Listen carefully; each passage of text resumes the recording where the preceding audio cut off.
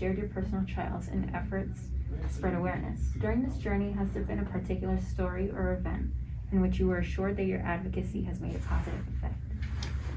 I mean, we do get quite a bit of stories, right? We've had so many kids reach out and ask for help. Just having some of the young adults who, you know, grow up and now they're in their early 20s or mid 20s and, you know, they end up at my center, right? To me, that's extremely impactful. That although it didn't necessarily resonate in high school, but they knew that there was a guy out there who talked to them about this and found me later to support them when they were struggling with their addiction or their mental health. So, you know, I think anytime you get an opportunity to present, right, and to have a conversation, I think, you know, it's a great opportunity to impact, and I think we've done a pretty good job at that. Has expressing your feelings about substance use and other harmful behaviors affected you at all? Like, has it had a positive or negative one? I mean, it's exhausting, right? Like, it's super tiring, right? You go up there, and as much as I do this, I'm never comfortable, right? It's you know, you're dealing with young students, right? I don't want to call them children, right? But sometimes, you know, high school kids, they're young, 14 years old, middle school kids were here today. And that's a heavy burden sometimes. And not only for them, but for me, you know, to talk about this. And because I oftentimes have the vantage point where I see the tears.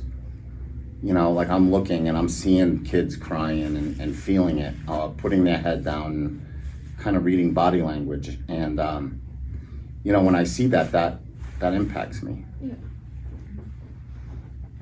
In previous interviews, you've mentioned that you're a devout advocate for mental health. Mm-hmm. You've gone on record stating that you support. What do you wish more people knew about maintaining mental wellness? Done an amazing job at really kind of chipping away at the stigma, right? I think people can step out with such courage and bravery and say, you know, me and my mental health is more important than a medal. You know, I think that speaks volumes for what we do today in advocacy, because, I mean, there are so many people out there who 10, 15, 30 years ago that would never take that chance. So, you know, that's one of the things that one of the reasons why I've started, you know, obviously the speaking, but my foundation and my centers is that, you know, we just want to raise awareness to let people know that it's okay, that, you know, if you feel a certain way, that you shouldn't be ashamed of it, you know. And I think Simone Biles was so inspiring for doing that. What do you suggest are healthy coping methods that for young adults to practice in regards to self-esteem and social and emotional well-being? What do I think? Say that again. Sorry. Like, suggest healthy coping mechanisms. Mm-hmm. For like, I think friends matter, right? And I think kids really underestimate that, you know, that who they surround themselves with. I think it truly matters. I think I'm sober today because I stay around people who are, who prioritize my well-being, and I prioritize theirs.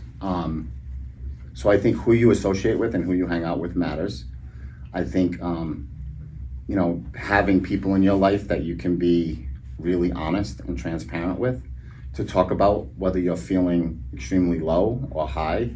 I think that's something that we all deserve, is to have people in our life that we can share our self-esteem, our struggle with.